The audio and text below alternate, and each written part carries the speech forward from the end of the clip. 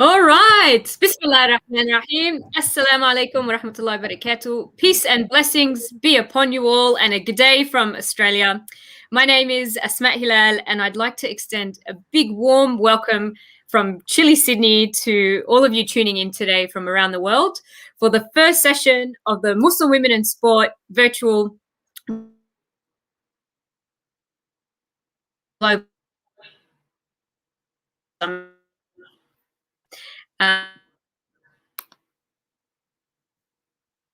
of the Muslim Women in Sport Network and sport in Australia and across the world for quite some time. And I'm incredibly excited and honoured to be moderating this session today. But before we go any further, I'd first like to personally acknowledge that I'm on the land of the Darug people, who are the traditional custodians of this land, and I pay my respects to the elders past, present, and emerging, but also extend that respect to any Indigenous people tuning in today of their lands around the country as well. So I've been told we have people from over 30 countries tuning in over the weekend for this summit. I'm blown away. We're all blown away. And we're so grateful to be able to host our second virtual summit and to have over double the amount of speakers than we did the first time. And well, like what a lineup that we have. And I'd also like to make a shout out and acknowledge my sisters from the Muslim Women in Sport Network Youth Committee, who've been mentored by our extraordinary executive team. Without them, this summit wouldn't have been possible. It's been over 7 months, I think, that they've been working at all hours of the day and night, negotiating multiple time zones to make this happen. And that's because it's important, right? You know, often the discourse when engaging with Muslim women in sport or telling stories about Muslim women in sport is repetitive, it's ordinary, and oftentimes decisions made around policy or program design and engagement is void of any consultation or meaningful engagement and leadership from Muslim women.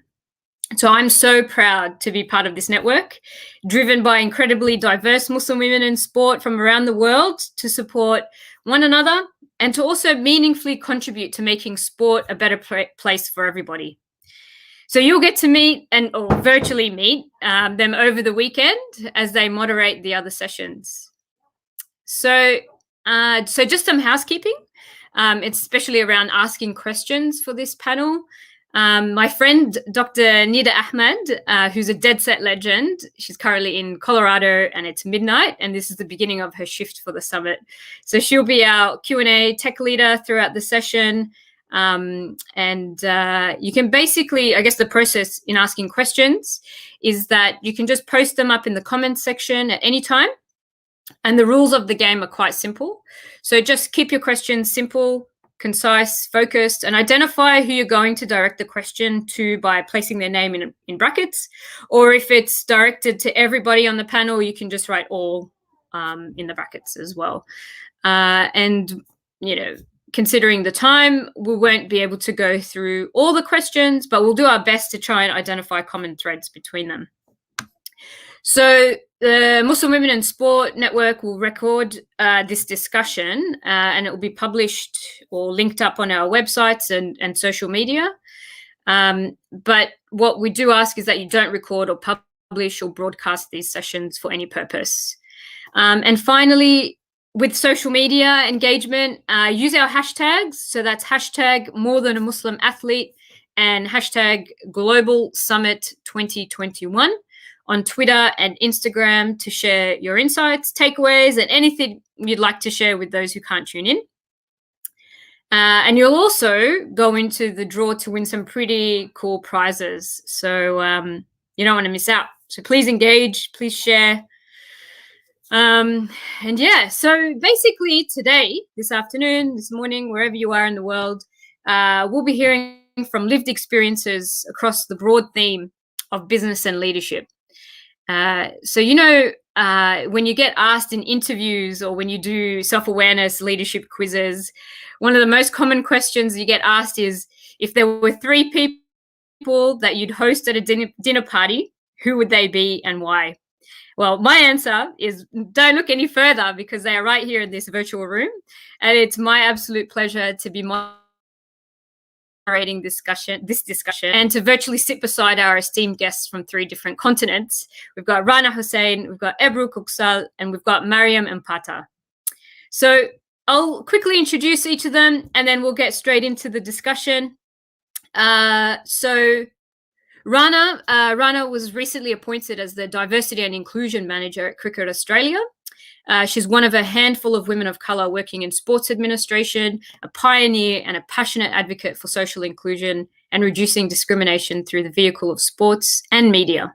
Rana's desire to see more diversity in both media and sport sees her writing and broadcasting for various media outlets, including several years at the ABC. And Rana is a board member of the Victorian Women's Trust and sits on the Collingwood Football Club Anti-Racism Expert Group. Welcome, Rana. Hey. And then we have Ebru, currently a senior advisor at J Stern & Co., chair of Women in Football UK, INED at the Professional Footballers Association, a board member at MNT Health Services AS, and Double Pass BV. In October 2011, she was appointed as the General Secretary of Turkish Football Federation and led a restructuring and corporate efficiency project, which was highly praised by FIFA. She was the recipient of the Executive of the Year 2011 by Stadium Business Awards and the first ever Making a Difference Award by HBS Executive Education in 2018. Ebru has served as a board member at Galatasaray Sports Club between June 2013 and May 2015. Welcome, Ebru.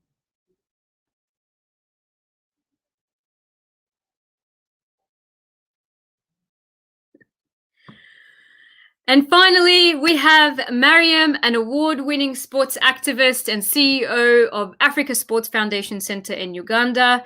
Since 2008, Mariam has used the power of sport to unite East African communities and has impacted the lives of over 100,000 young people, women and men, to take up sports for and economic development. She does youth development program in Mombasa to offer football training and safe spaces for young people. Mariam is also a sports columnist and upcoming author of a sports memoir and holds an MBA in sports management from Real Madrid Graduate School and has been feted for the East African Community Outstanding Women's Leadership Award in 2021, among other incredible accolades. Welcome, Mariam. Fantastic. Wow, sitting in a room of giants. So let's warm up with an icebreaker question to start the conversation. And that question is to all of you. I'd like to know, what is your biggest achievement or something that you're most proud of and why? And what I'll do, I'll probably hand over to Rana to kick us off, if that's cool.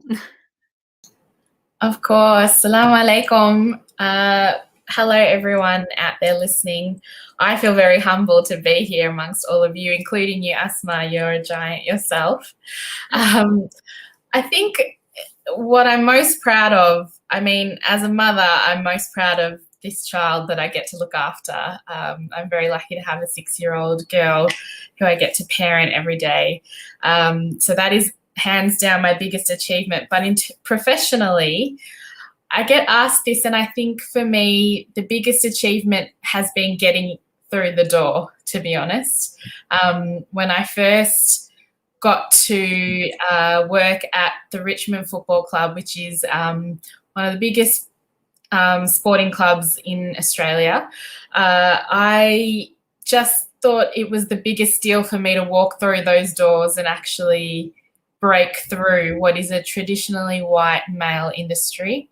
And yes, I've done some great work since, but I think for me, getting there was the biggest thing, because ultimately I think that's the biggest challenge we face, is just getting that initial kind of step into the industry. So I'm very proud of my ability to have managed that and maneuvered that.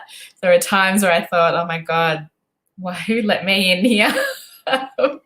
But slowly I found my place. But, you know, the thing I realized, because women after that have told me so many times that they see me in there, in the industry, in sport, in sports administration, and they realize that's an option for them. And so every day that I get to do what I do, I feel grateful that I'm proud that I'm able to do it, because it's helping others to do it as well. Paving the way, Rana. Thank you so much. I'll hand it over to Mariam. Your proudest moment. Hello. Assalamu alaikum, everybody.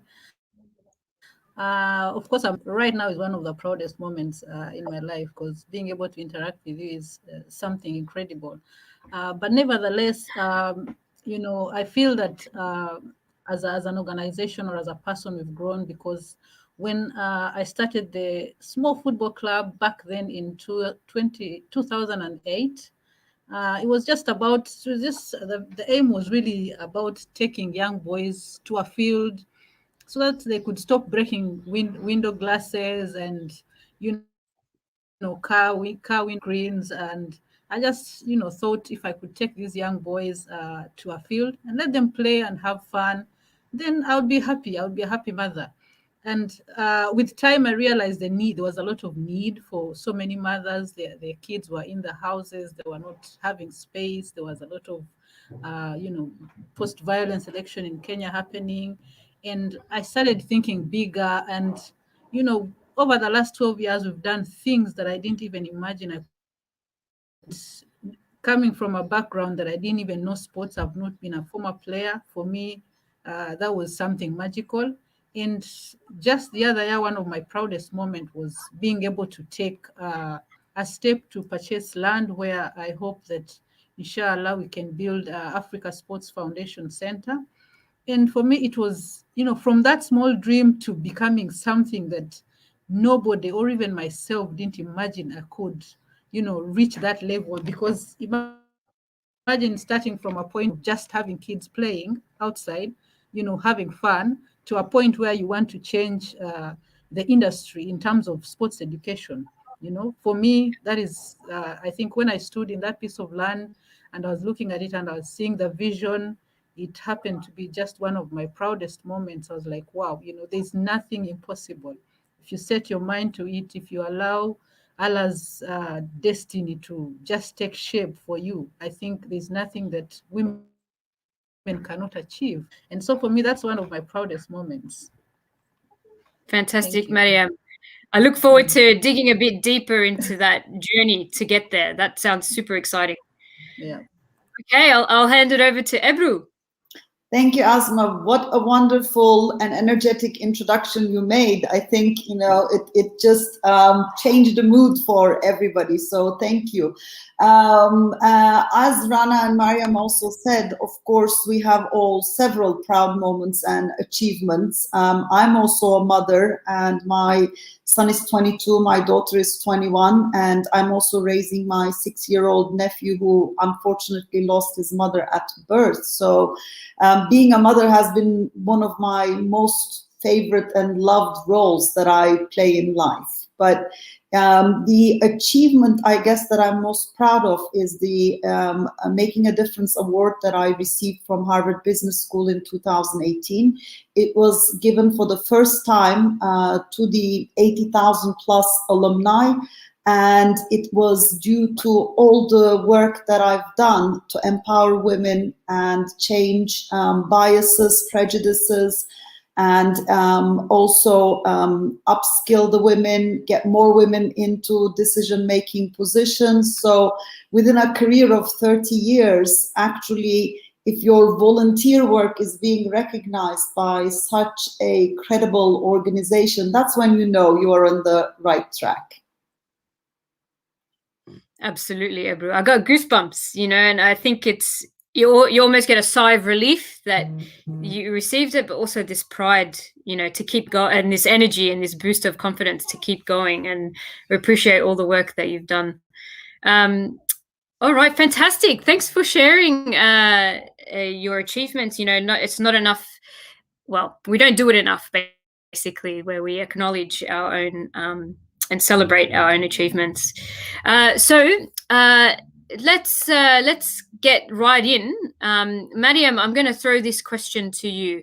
As a founder and leader of a not-for-profit social sport for social change organization, talk us through some of the challenges that exist in your community that motivated you to establish Africa Sports Foundation Centre. I know you'd mentioned that some of the young people were breaking glasses and windows and so on, but if you could talk to maybe the broader social issues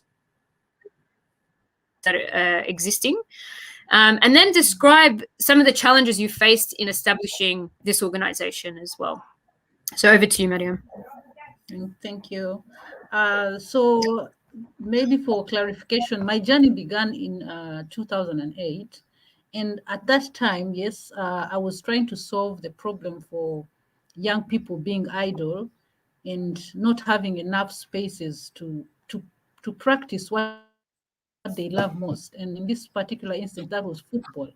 My own son in particular broke so many windows in the neighborhood. And so when I tried to find out where we could train, I couldn't find a space. And that time I was just a housewife who had just moved into Kenya, and I was in a foreign land, and I didn't have much to do apart from taking care of him. And so I discovered that so many mothers also have a similar challenge. They have energetic boys and girls who are just, causing havoc within the neighborhood because of a football. So I just, I just wanted to solve that, that challenge in the beginning. And then later on, of course, we had another challenge back then, is because Kenya went into the post-election violence.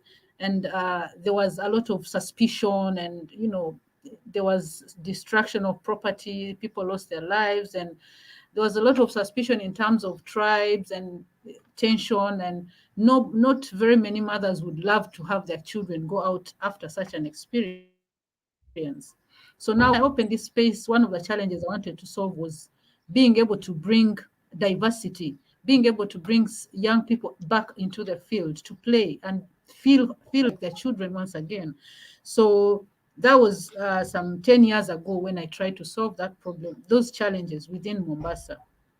And believe me, I had all the wrong, what can I say, qualities to do such things, because one, I was not a former player. My parents were not players. I had no background whatsoever. And being a Muslim woman in a foreign country, I was totally disqualified to even just be able to say I can solve these problems, But I went ahead and still did it, because those were the driving forces behind what I wanted to do. And there were so many people who could be able to come in and be coaches. And I thought, all I needed to do was just stay in the field and watch these young boys and girls play. And for so many years, I did that. As I grew into the whole system, I realized, you know what, Mariam, you need to empower yourself. You need to go back to school. You need to study. You need to understand the sports industry. And for quite some time, I would do courses here and there and understand what football was really about. And then with time, I started having a bigger vision. I realized much of the sports industry, much of the challenges within our sports industry as Africa, and maybe lack sports education. Not necessarily that we don't have talent, not necessarily that we don't have infrastructure. Yes, we don't have infrastructure, but the biggest problem is because we don't have sports education. Most of the people who want to go into sports, the first question they will ask you, are you a former player? Nobody is going to ask you, do you have a degree in business? Do you have a degree in sports management? Do you have, all these other qualities that can make sports, more professional? So the question kept nagging me, and I realized that I really, as a front runner, because by that time I was receiving a lot of awards and recognition, and I felt like a fraud, because I really felt like I just had a degree in development studies, but I thought, no, I need to do more. I need to show that I am earning this place, and I need to change certain trends, because you don't really have to be a former player to manage a sports institution. All you need to do is go back to school, study sports education, whatever it could be, management, it could be administration, and then you are able to tackle the challenges in sports. And so for me, coming from that background, and because I was Ugandan, although I live in Kenya, I thought so many times I'd go back home and people say, why are you not coming back home, Mariam? Why are you not giving back to your own country, So for me, I had this big dream to build a sports center somewhere. I wasn't sure where. But because there was also this need for me to go back to my home and do something, I chose Uganda to set up the Africa Sports Foundation, because then I realized that with time I'm going to go back home, and if I put up the center in Kenya, it will become a challenge. So I was also trying to solve that problem for regional connection. So when I went to Uganda and bought the land for Africa Sports Foundation, one of the biggest dreams that I have is to provide sports education for people who are passionate in sports, able to tackle things like corruption, things like unprofessionalism, gender equality. There is so much that is going on behind the scenes. There's a time I went for a conference, and there were no women on the high table, and the conference was about sports. And I was so shocked. I was like, where are the women? The women are in the background. They are participants, but they should also be at the high table, being able to discuss some of these issues, because they're also playing the sport. So for me, setting up Africa Sports from this little idea that I had for young boys and girls to play in the field, and now transitioning to an institution, for me, I wanted to solve all those other problems: regional connection, women, gender imbalance. I want to provide education for people who are passionate about sports. And those are issues that are really very key in society when it comes to the sports industry. So I'm just happy to play a part, and I'm very excited because I love seeing women take lead, because I think we are magical creatures and we can do, there's nothing impossible that we can't do. So I'm very excited for myself and for the women in sports and men as well. So yeah, that's just about it. Incredible, Mariam. Thank you for taking us on that journey. And I felt like I was right there with you. And I think it's a very common challenge that we're facing in personally, in terms of this idea that you felt like a fraud and you needed to go back and do more studies. This common imposter syndrome that we all face. And I think, I think it's key in this discussion that we look at how we can break some of those internal thoughts down, the mindset, but also, I guess, the system as well, and tackling fraud and corruption is also quite tiring to sort of face every day. What I'll do now is I'll pass it over to Rana. Rana, you, mashallah, you have a plethora of skills. In your current role as diversity manager at a national sporting organization, I imagine that involves managing a lot of conflict and having tough conversations as well. Can you talk us through some of those day-to-day challenges that you might face? And then also, what are some of your core values as well that help you navigate some of these challenges? Yeah, it's funny that you said Mariam talked about fraud, because I texted my friends before I jumped on here saying, oh my God, I feel like such a fraud doing this. I still feel like that, I still have those moments where I question my abilities.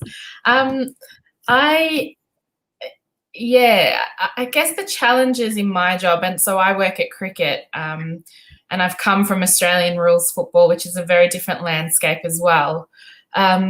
The biggest challenge for me, and my job is inclusion, sport here, and most of the things in Australia are within systems of whiteness, I would say, of really male-dominated environments, and environments where people of colour are not the norm or are not considered part of you know, anything, the mainstream culture is the neutral, and anything outside of that is not considered normal, or, you know, it's different, and people struggle with that. And so, you know, sport being the national language, I think, of Australia, provides a really beautiful opportunity to break down some of those stereotypes and to provide representation for communities who are a little bit different, or minorities, or marginalised. But to do that, you have to insert yourself into really difficult environments, and sport can be a really difficult environment for a woman, especially a woman of colour, wearing a hijab in a country that, you know, is often not used to us and not tolerant of us or accepting. And so every day you're fronting up, trying to prove that you deserve to be there, and that you know what you're doing, and that you have what it takes to do the job and do it well. So sometimes the battle is internal, and it's that just getting in the door, keeping it together, and getting your job done and getting it done well is the challenge.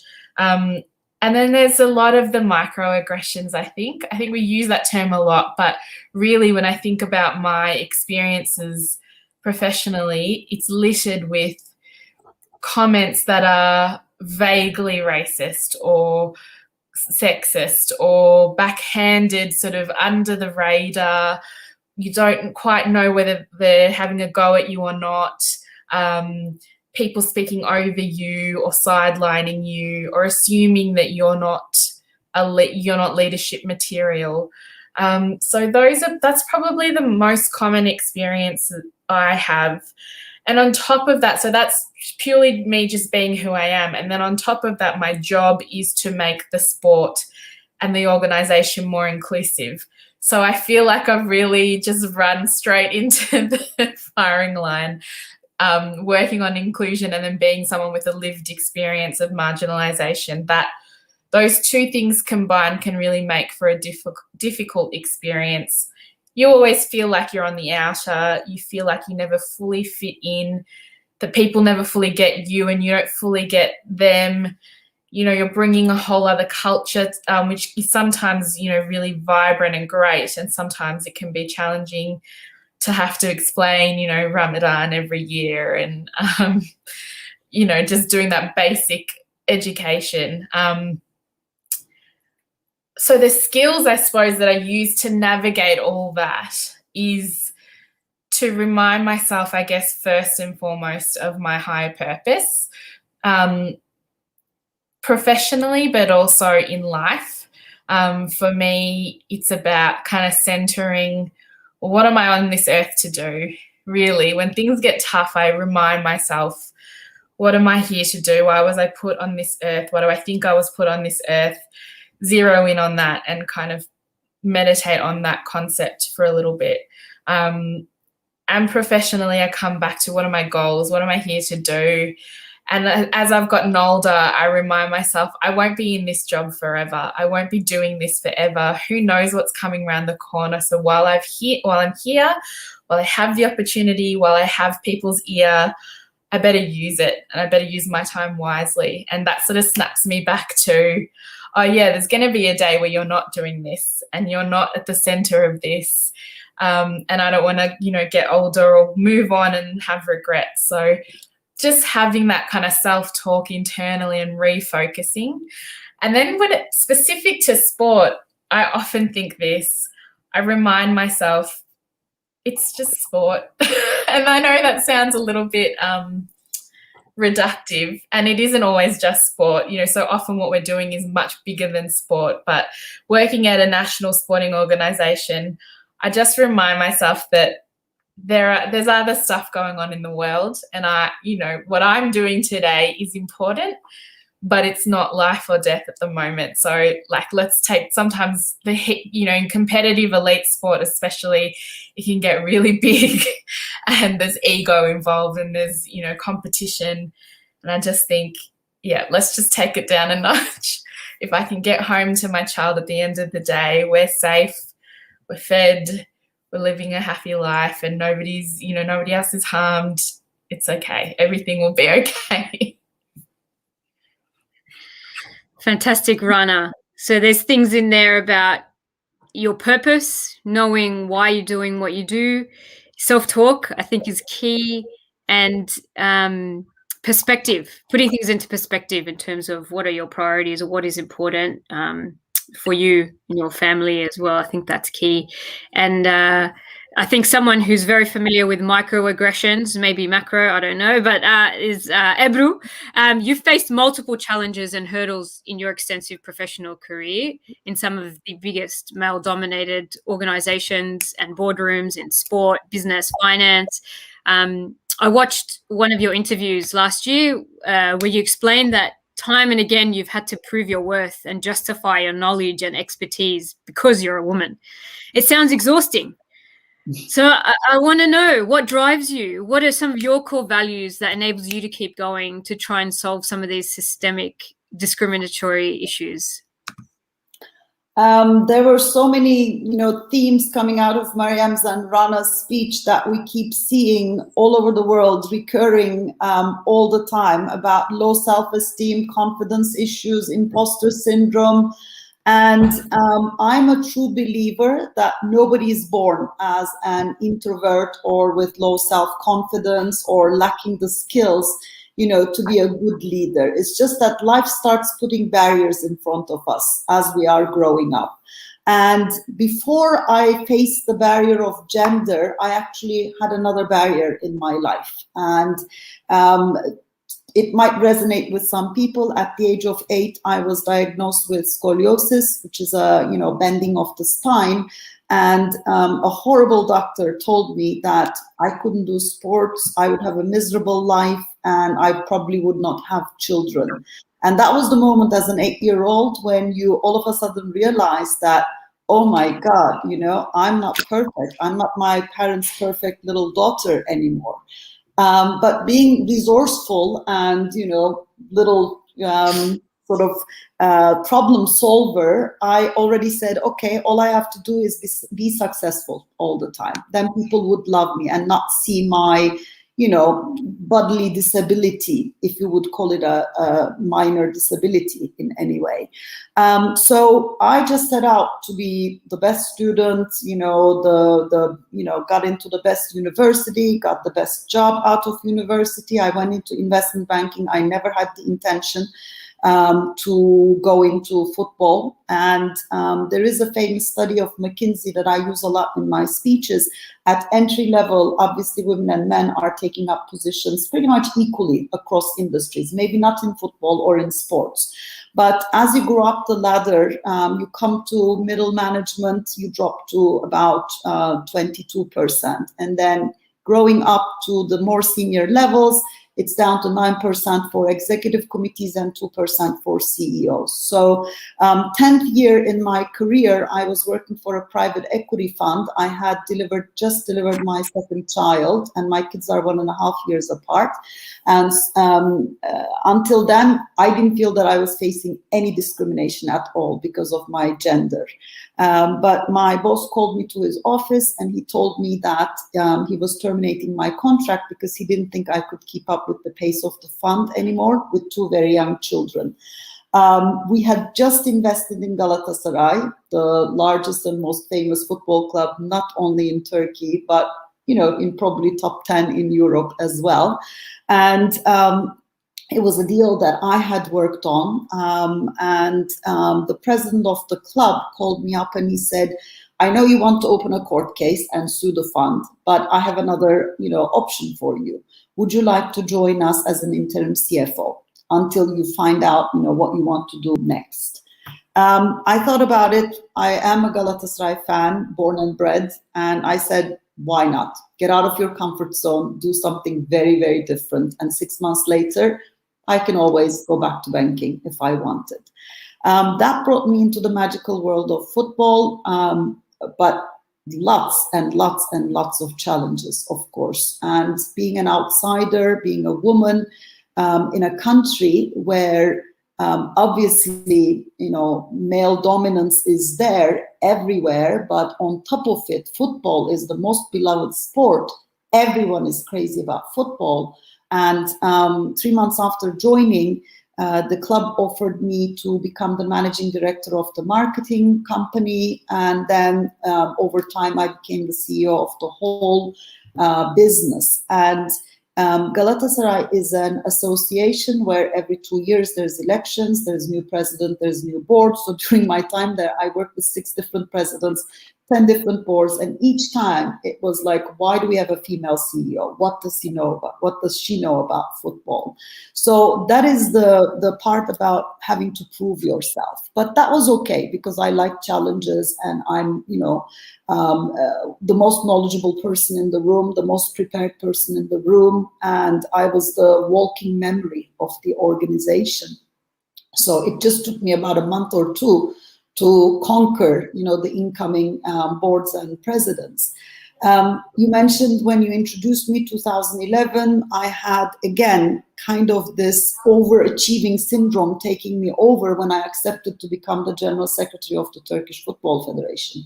Another major, trailblazing role, because never in its history had there been a female CEO. At the time, globally, there were only 2 female CEOs out of the 211 member associations of FIFA.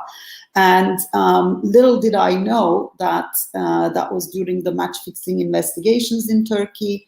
And unfortunately, it all ended up quite horribly. 4 months, 5 days after accepting this job, I was fired, but I actually wanted to leave myself as well.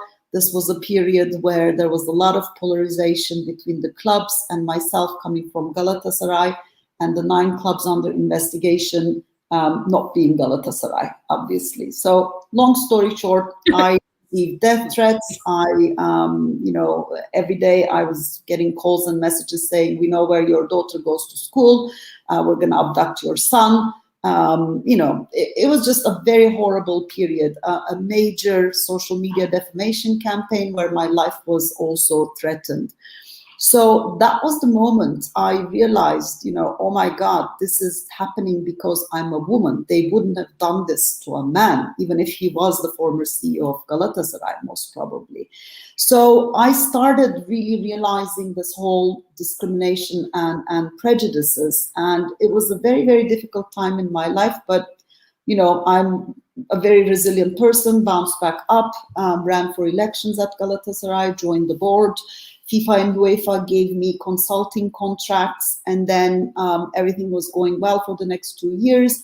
And then we were hit with a family tragedy where we lost my sister-in-law while she was giving birth. And that again, just struck me to the ground. And I said, okay, I'm not the only woman in the world having a difficult time. There must be tons of others, especially in football, being discriminated, having a horrible time. What can I do for them? So I decided to use my voice and my experiences, lived experience, and devised a leadership program for FIFA, which we taught in over 30 countries, in over 50 countries, 30 of which I delivered myself in person. And it was designed to help women to discover their strengths and weaknesses and blind spots, gather the courage to work on their personal growth, overcome their difficulties, and step up to leadership positions. So my values, I guess, making a difference for others, and that's the award that I received, because I can't fight this fight alone. I did for a very long time, but I need other ambassadors. I need other empowered, inspired, motivated women all around the world to be the change agents, to be our ambassadors, to solve this problem of equality. And it's not just about gender, it's across many different dimensions that we are unfortunately seeing, discrimination. There is ageism, there is discrimination around religion, there is discrimination around other ethnic minority traits. So I think this is the time when the whole of the world, especially in football, needs to forget everything they know or they think they know and relearn to become more inclusive organizations. And just one last statistic from our survey as women in football, 66% of women faced or witnessed discrimination at the workplace, but only 12% chose to report it. This is extremely sad. Imagine that you're going to work every day, suffering, very unhappy, under lots of stress. There's nothing you can do about it because you're afraid that your organization will not listen to you, or worse, punish you for speaking out. So this is the environment we need to change.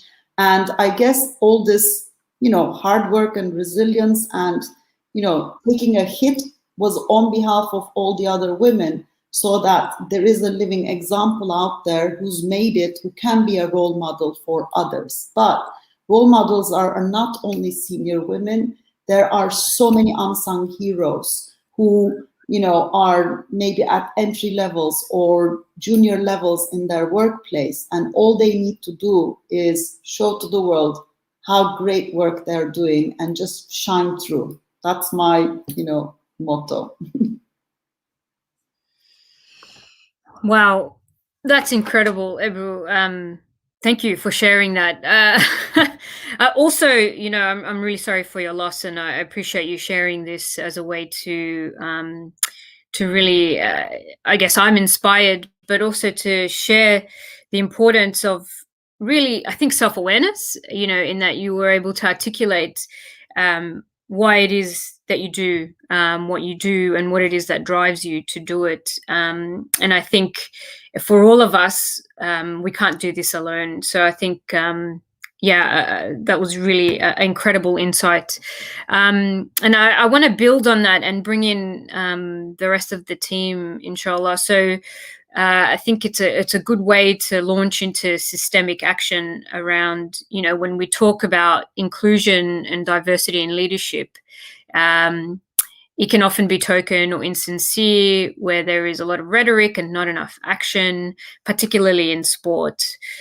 So my question is to all of you is how can sports decision makers foster an environment that shifts power imbalance, lives and breathes equity, adapts its model to be fair and equitable? I think you made an important point there, Ebru, in terms of sport needs to change the way it does things. So especially when it comes to inclusion and diversity in female leadership. So I'm gonna throw that one initially to Mariam. Mariam, do you want to take this one to kick us off? Yes, thank you.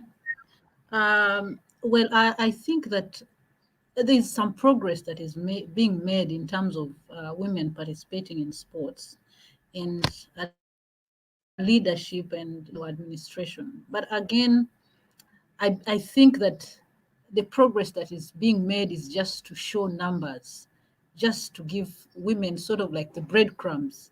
And I find it very unfair because sometimes the women that have been put in those positions sometimes are not being given the full, full opportunity to explore their potential. And I believe that it's still very sad because there's so much potential that women have. And just even listening to Ebru, you can imagine the things that she has done, and just by being resilient and persisting and saying, look here, men, I can do this, and I have all the knowledge. So I believe that women, to begin with, need to be empowered. That's for starters, because even as we talk about diversity and inclusion, are we ready as women? Do we have the knowledge? Do we have the skills? Do we have the confidence? And therefore, it's important to create, and I must salute what Muslim Women in Sports Network is doing, being able to bring women who have succeeded in one way or the other to the front line and letting them share their stories, because women out there need to have role models, women they can aspire to, so that they can also be able to say, look here, we are in this space, but maybe we need to add something more to take us to the next level. And also, the other thing I believe is that men need to understand that we are not competing, And they also need to understand that once they support women, and there's so much that can happen. For example, I'll give an example of my husband. When I went to him and told him, look, I want to start a football academy. Of course, at first he was shocked and dismissed me quickly, because he was like, how, you don't have skills, you don't have passion. But then I think when he went back and sat down and he thought to himself, if I don't support my wife, who else is going to support her? You know, whatever crazy idea she has, let me see how she goes about this. And I surprised him. And right now he's so surprised. I'm telling him I want to start a university for sports, and he's in Awi, and he's made me the leader I am, because he molded me, he trusted me, he let me make my mistakes, you know, allowed me to come back to him and say, I make mistakes, please guide me here and there. So at the end of the day, if men could understand that, look here, women need to be part of this decision making, they need to be part of leadership, they need to be part of this diversity that we are talking about, and be able to let them lead, not just to give women breadcrumbs and positions that they can't even act and do certain things. I normally call them flower girl positions, you know, and sometimes it's disheartening, but we are much more than that. And I think a world without diversity and inclusivity is, a doomed world, because there are people who are disabled and they have high potential. They also need to be on the table. There are people who are coming from diverse cultures and backgrounds. They need to be on the table, because we are not a world that is just made up of men or a particular religion or a particular group. We are all here, and that's why we are diverse, because God created a world with different people. And for us to solve all these different people, we need to have some of them on the high table. So I believe there's nothing impossible, and I believe that there's a lot of space and room for improvement. We want to see many CEOs, we want to see many heads of federations who are also women. You know, we want to see so many things, and we need to stop this narrative of, I'm the first woman who has done this. You know, can we break the ceilings and stop having I'm the first, you know? Let's break the ceiling and do our thing. I think it will be a much better world if, women are allowed to fly. Yeah. So thank you, Mariam. Don't give women breadcrumbs, let them lead. I like that. And there's a growing body of evidence that suggests, when more women sit at the decision-making table, better decisions are made. So absolutely, the space needs to be created. Rana, what are your thoughts? Just feeling very inspired, I have to say, listening to all of this, and couldn't agree more. I guess it's the $1 million question, isn't it? There's so many ways to tackle this. And I guess that's probably part of my answer, is that we have to use every tool in our arsenal, come at this from all angles. So I always think, we need the activism. We also need the people inside who can maneuver within the system. We need the journalists on the outside asking questions, or people pushing and challenging. We need to use every bit, scrap it together, because the system is not working for us.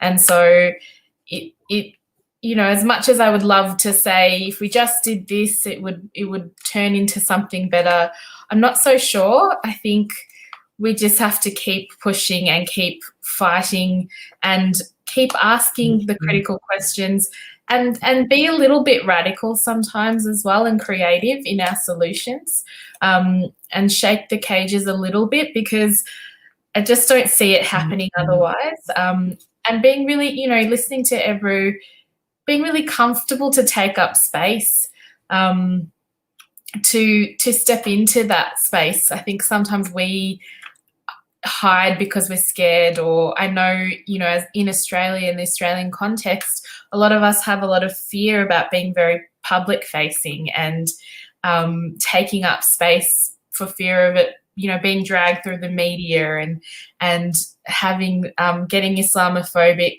backlash. And as a community, we need to get around our leaders to support them through that too, I think.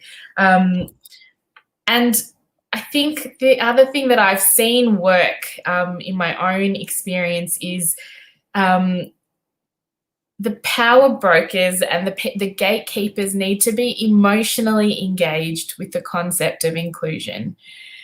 They've got the research and the numbers are there, and we talked about McKinsey data already, and we can keep producing research.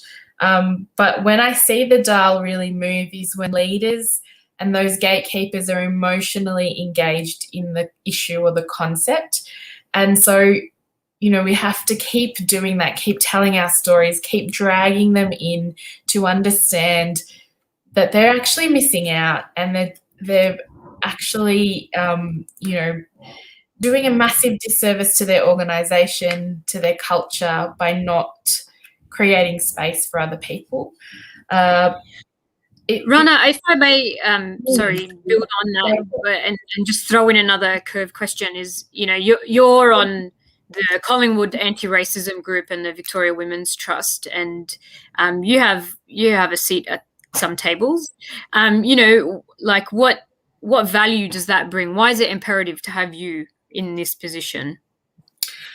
I ask myself that all the time, and I realize that if I'm not there, there aren't sometimes people there who are thinking about the experience of a woman, or the experience of a woman of colour, or just coming at it from, different lived experiences. I often say to people, if I can't see myself in the marketing and comms of what you're doing, then my assumption is this is not for me. And that might be flawed, but that's how your constituency are thinking about this. So, I often am having the conversation around representation and really just bringing to light that experience that, frankly, a lot of people in sport in particular just don't have. We're all swimming in our own little circles and bubbles. And I find this in Australia a lot. The people at the very top have actually a very narrow experience of what sport can be for people. And so they don't understand that the rituals around sport look different for the Indian family. The Muslim family are going to the prayer room at halftime to pray instead of to the bar. Those are the insights that I'm bringing to them that they can actually then take and do something about, and connecting. So, I think that's the place that I hold at the moment. But I like to think that I'm also there because I have other skills that are mine, my critical thinking skills, that my creativity and my ability to listen and bring out things in other people. So I hope that's the case as well. And more, I believe. Well done. I'm going to throw a question in from the audience, and then you can build on your response to address systematic change. We're going to solve it tonight or this morning. So the question was based on that statistic of 12% of women don't report discrimination, and this is coming from Zuleika. Salam alaikum, Zuleika. Okay, so in what ways can organizations make it easier for women to report racism or discrimination in the workplace and get the support they need? Yeah, thank you. Well, first of all, it is a complete, of course, top to bottom change of approach, mentality, and strategy. And as both some of the participants alluded to, and my fellow panelists alluded to, unfortunately, some organizations are still seeing diversity as a box ticking exercise, which means, okay, what do I need at minimum? One woman and one this, one that, and let's just go out and find the first person we find, and just put them and don't even ask them to contribute. That's not the idea, right? It's the whole approach to inclusive workplaces. So if you the biggest benefit of diversity in senior leadership teams and boards is you don't even need the statistics to prove that, but someone who can break groupthink and question things, right? Not accept status quo as given.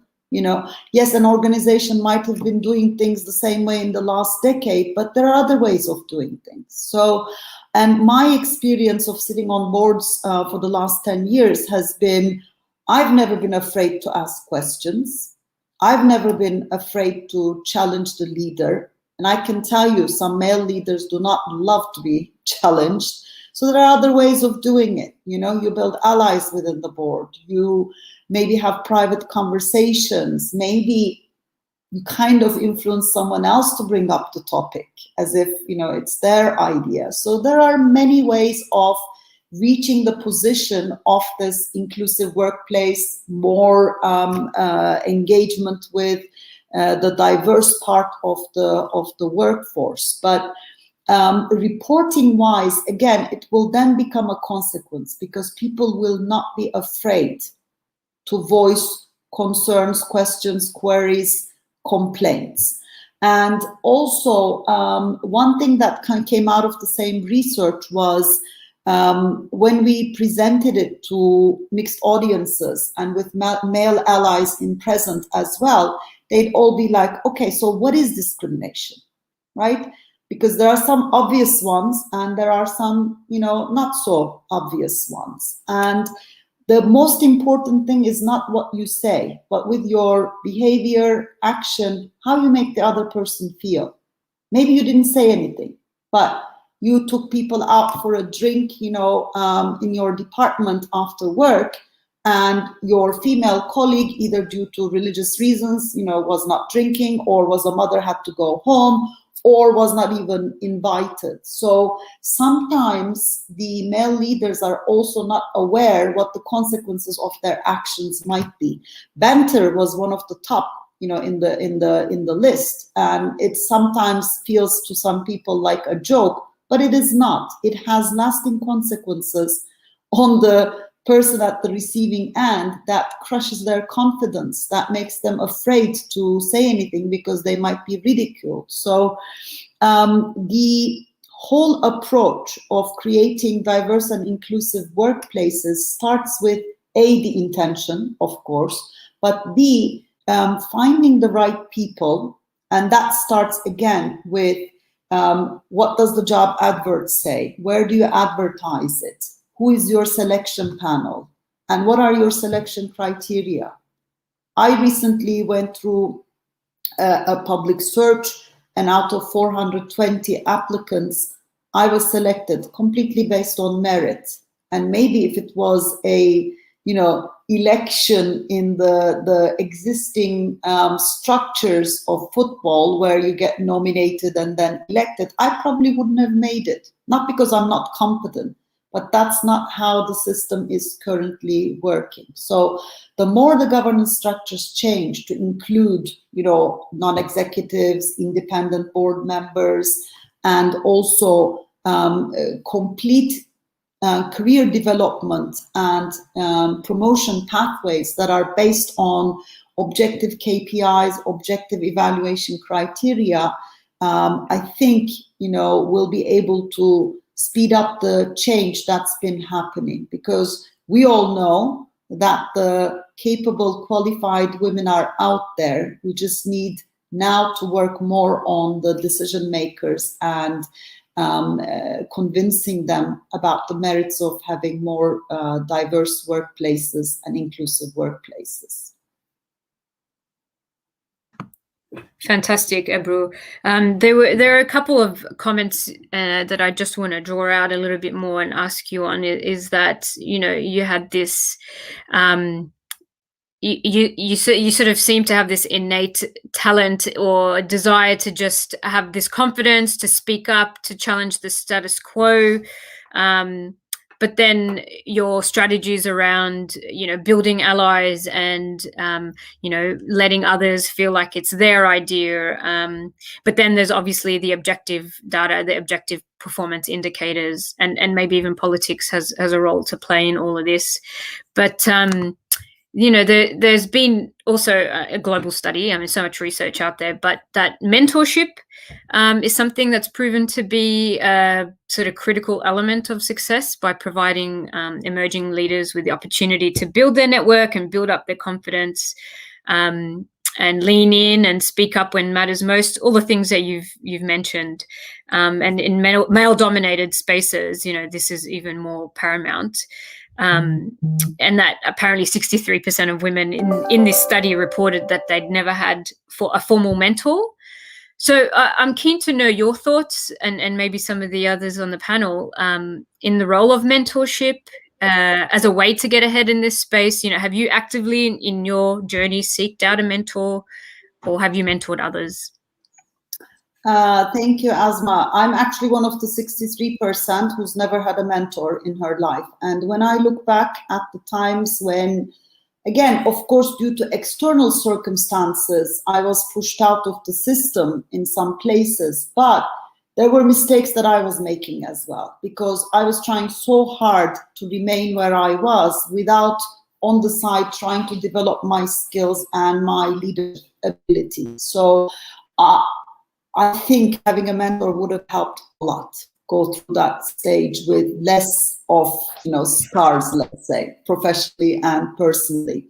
I have mentored lots of women, even in FIFA programs, UEFA programs, SIGA, with Rimla actually in her program as well. But mentoring alone is not the solution. Because as the mentee, first of all, you need to have gone through this journey of self-discovery and truly understanding, your strengths and weaknesses and the areas you need to work on. And secondly, you need to have a plan. Where are you going? Like, what do you want me to help you with, right? So if you don't have a plan, if you don't know where you're going, you're never going to get there. So really important to also have identified your near-term, medium-term, long-term goals. And of course, with the knowledge and understanding that external factors will deviate you from your road. You'll get to other crossroads where, you'll take maybe the wrong turn or the right turn at the time, which then turns out to be the wrong turn. So only after going through this kind of an exercise, you can really benefit from a mentorship relationship. And who is the best mentor? Not necessarily, the person with the most experience or the name or the title. But again, depending on your needs and where you're trying to go, identifying the person, approaching them. And these days, many of us, maybe don't have enough time, but again, for a focused person and a specific help and ask, many people would be ready to mentor others. And our program that we run within Women in Football, we've recently run a program, Ready to Board program for FIFPro as well, has our leadership course at its core. Then we take the participants through a group coaching exercise where they fine-tune and start working on their goals, professional goals. And then we match them up, with a mentor, but they choose and acquire their mentor. So that is a complete journey. If you do only one part of the journey, it's not going to really get you to where you're going to go. That's my view. I really appreciate that. Rana or Mariam, would you like to add in any of your experiences with mentorship?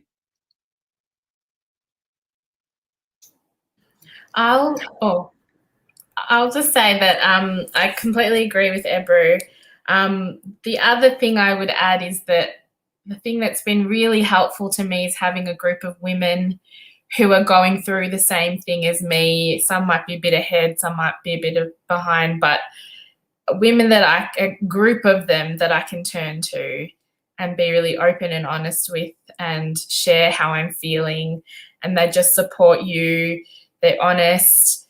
There's no ego involved. So just having a group that you can really, your solid people that you can go to has been crucial for me. And for me, that takes the form of just a WhatsApp chat group. I don't get to see them as much as I'd like to, but they're there. You're firing, messages to them. You're asking questions. They're there to just carry you along, and you don't feel so alone. So when I am in those challenging moments, they're the voices in my head as well. And I sort of take them with me everywhere I go. So that's invaluable for me. Well, I agree with Ebru also, because I believe that mentorship is actually two-way, and sometimes it's costly and takes a lot of time, and many people don't want to go all the way. They expect the mentor to do most of the work. But like Ebru said, you really have to experience and learn so many of the things by yourself, even before you reach that level of saying, "Here, I'm here." You need mentorship. But also, I think women can benefit from, I can call them short-term or temporary mentorship through friendships and people who have more knowledge and experience than themselves. So for me, it has also worked, because along the way I've identified people who know more than I know, and who are open and genuine to my concerns, and are also happy for my growth. I'm also happy for their growth.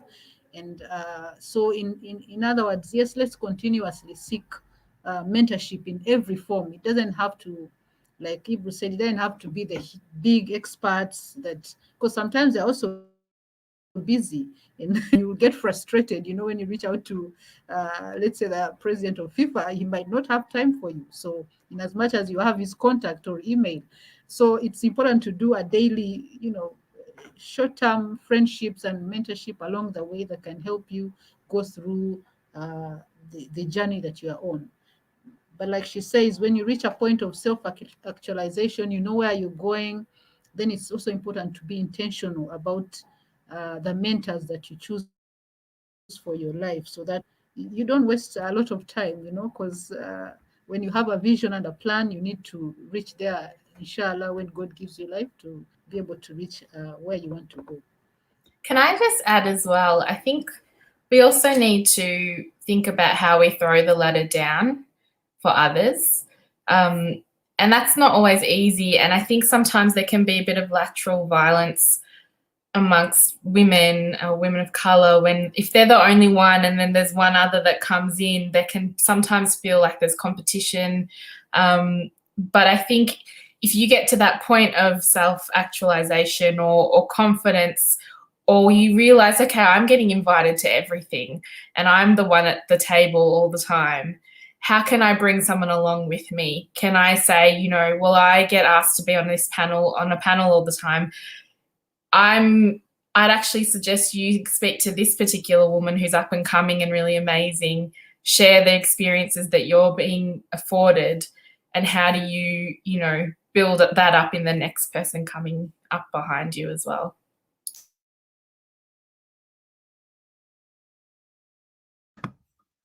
Fantastic, Rana. Some really solid advice and insight from everybody.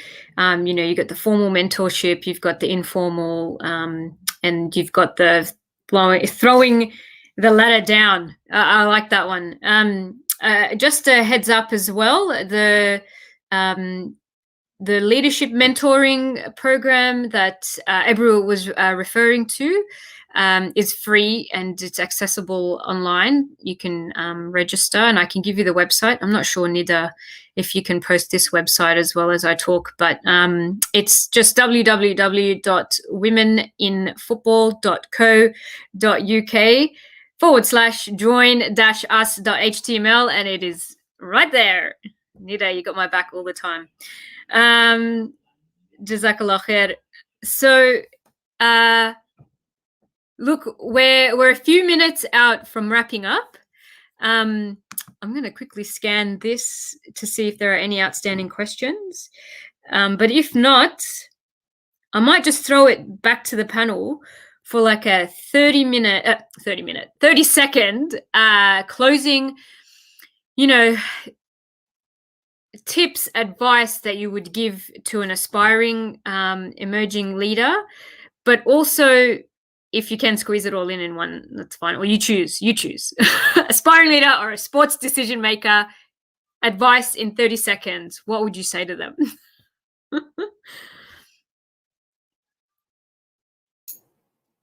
I would say do the thing that you want to do and apologize later. Err on the side of being a bit bold than being too timid. And I give myself that advice too. That would be my one piece of advice for today. Appreciate that. It's one I will take that on always. Mariam, you've unmuted yourself.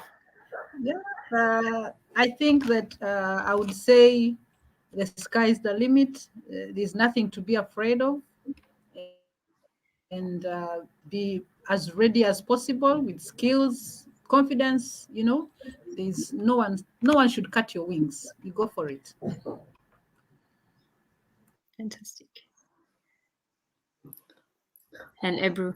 Yeah, I guess for me, what I'm thinking is quite a few people see this gender equality as a fight almost that needs to be fought. It really is not. It's a matter of collaboration, positive dialogue, and it's a journey to be enjoyed as we conquer each of these, long-standing, unreachable castles. So, a smile and good relationships go a long way. And I a lot of the times feel that women, in order to survive in this environment and industry, feel like they need to be like men and lose their, maternal instincts, their approachability. They feel like they need to be very tough. No, not necessarily the case. I think these days, what really resonates with people is to be able to share your lived experiences, your vulnerabilities, but also, the strength you have actually. And so it is a combination, and it is not just preaching to the convinced women. We all know we want more, right? It's how you bring in others to your position. How do you inspire them to take action on your behalf? So male allies are extremely important as well. And I have a true belief that with the next generation, with our children's generation, Gen Z, this style will have shifted a lot because they were brought up with more equal understandings and not aware of maybe as many of the barriers in front of, women. So enjoy the journey. It is a journey that we are on all together. And I think we're all in the right way.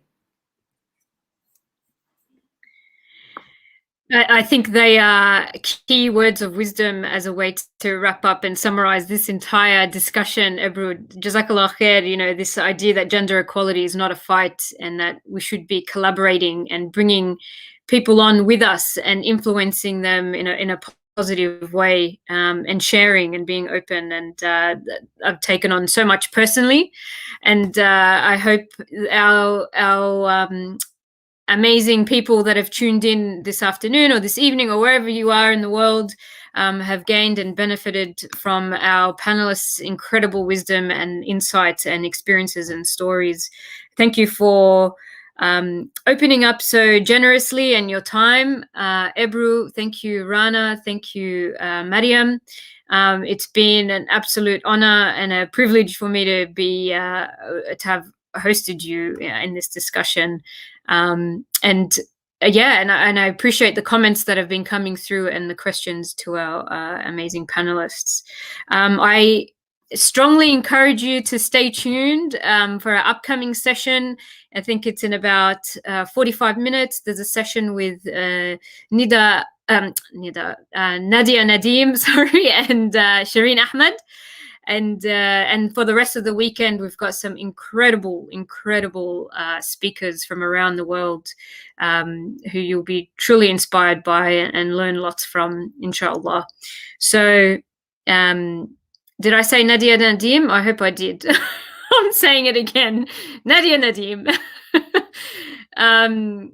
Fantastic. I hope everyone stays safe and yeah, we look forward to having you involved in the discussions going forward, inshallah. Take care.